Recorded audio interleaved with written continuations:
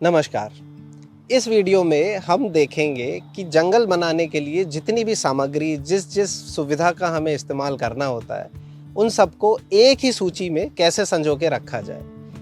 इस सूची को हम इंग्लिश में बिल ऑफ मटेरियल्स बोलते हैं। बिल ऑफ मटेरियल एक ऐसा डॉक्यूमेंट है जो हमेशा हमारे पास किसी भी साइट पर जंगल लगाते वक्त रहता है। इस एक सूची से जंगल लगाने में काम में आने वाली सारी चीज़ों को हम एक ही पर्चे पर देख सकते हैं। इस पर्चे का इस्तेमाल करके उस प्रोजेक्ट की लागत का अनुमान भी हम लगा सकते हैं। खास तौर पर इस पर्चे के इस्तेमाल से हम हमेशा साइट पर यह सुनिश्चित करते हैं कि जंगल लगाने के लिए जितनी सामग्री हमें चाहिए वो साइट पर आ चुकी है या नहीं। तो आइए देखते हैं कि बिल ऑफ मटेरियल्स बनाया कैसे जाता है। बिल ऑफ मटेरियल्स बनाने के लिए हम अपने जंगल लगाने वाली जगह का क्षेत्रफल वर्ग मीटर में लिखते हैं।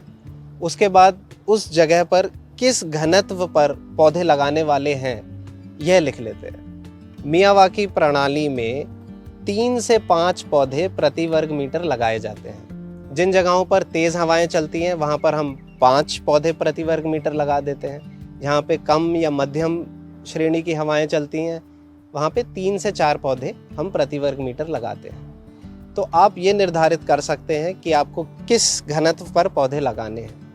ये निर्णय लेने के बाद बिल ऑफ मटेरियल में हम अपने जंगल का घनत्व पौधा प्रति वर्ग मीटर पे लिख देते हैं। इसके बाद उस जंगल को लगाने के लिए कितने लोग काम करने वाले हैं उनकी जानकारी बिल ऑफ मटेरियल्स में लिख दी जाती है। जिस जगह पर जंगल लगना है वहाँ की मिट्टी का प्रकार क्या है ये जानकारी भी बिल ऑफ मटेरियल्स में लिख दी जाती है।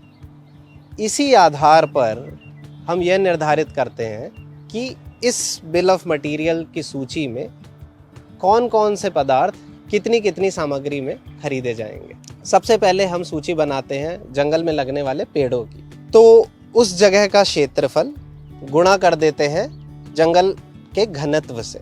तो जंगल के क्षेत्रफल को उसके घनत्व से गुणा करने पर हमें पता चल जाता है कि हम कुल कितने पौधे लगाने वाले हैं।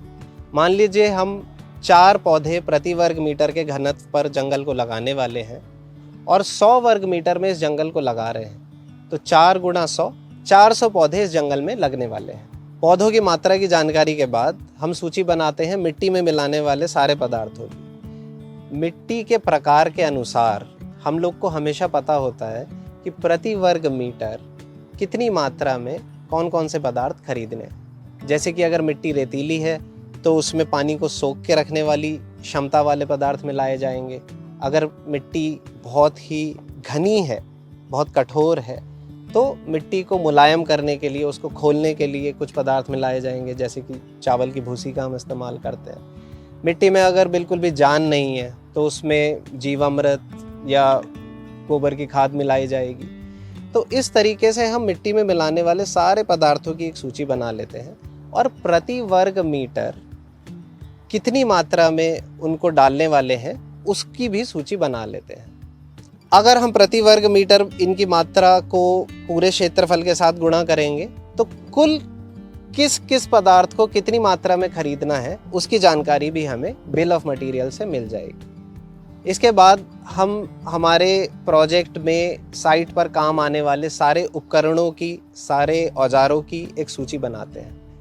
अगर हमारी साइट पर 10 लोग आ रहे हैं तो शायद हम 10 खुरपे खरीदें और 4 फावड़े खरीदें, कुछ और इस तरह के उपकरण खरीदें। तो साइट पर कितने लोग काम करने आने वाले हैं उस हिसाब से हम ये निर्धारित कर लेते हैं कि कौन कौन से औजार हमें कितनी मात्रा में चाहिए। इसके बाद हम एक सूची बनाते हैं काम में आने वाले सारे दस्तानों, हेलमेट, आँखों पे लगाने वाला चश्मा, रबड़ के जूते, ऐसा वर्क वियर जिसको पहन के हमारे साइट पर लोग काम करने वाले हैं, उसकी भी एक सूची बना लेते हैं। इसके बाद हम एक सूची बनाते हैं साइट पर कौन कौन सी सुविधाएं हमें चाहिए।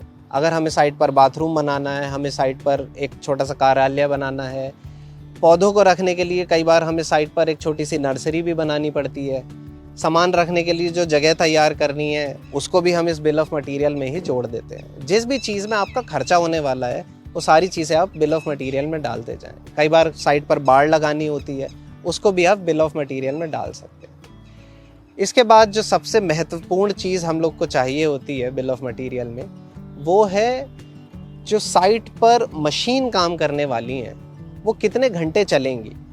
तो हमारा अनुमान है कि 100 वर्ग मीटर भूमि तैयार करने के लिए एक जेसीबी 10 घंटे लेती है। इस जानकारी से हम एक अनुमान लगा लेते हैं कि इस प्रोजेक्ट में कितने घंटे हमें जेसीबी चलानी है। तो इस एक सूची का इस्तेमाल करके जेसीबी से लेकर छोटी छोटी चीज़ें जैसे पट्टियाँ बनाने के लिए जो चूना हमें चाहिए होता है, या छोटी छोटी डोरियाँ जो हमें बांधनी होती हैं, लेबर को पहनाने के लिए दस्ताने या जीवामृत के लिए जो ड्रम हमें चाहिए, वो सारी चीज़ इस सूची में हम डाल लेते हैं। और अगर हमें इन सारी चीज़ों का मूल्य पता है या फिर उस मूल्य का एक अंदाज़ा है, तो हम पूरे प्रोजेक्ट की जो कीमत है, पूरे प्रोजेक्ट की जो लागत है, उसका भी बड़ी आसानी से अनुमान लगा सकते हैं। तो ये बिल ऑफ मटेरियल एक ऐसी शीट है जिसके इस्तेमाल से आप कितना खर्चा होने वाला है, कौन कौन से सामान आपको चाहिए और कौन कौन से सामान साइट पर आ चुके हैं, इस बिल ऑफ मटेरियल का इस्तेमाल हम एक चेक शीट की भी तरह करते हैं। हम एक कॉलम इसके आगे डाल देते हैं जिसमें हमें लिखा होता है कौन सी चीज़ें साइट पर आ चुकी हैं, कौन सी नहीं आई हैं, आ गई हैं तो वो ओके हैं या ओके नहीं है। तो इस एक सूची से आप पूरा प्रोजेक्ट बड़ी आसानी से कर सकते हैं। हमारे साथ जुड़ने के लिए बहुत बहुत धन्यवाद।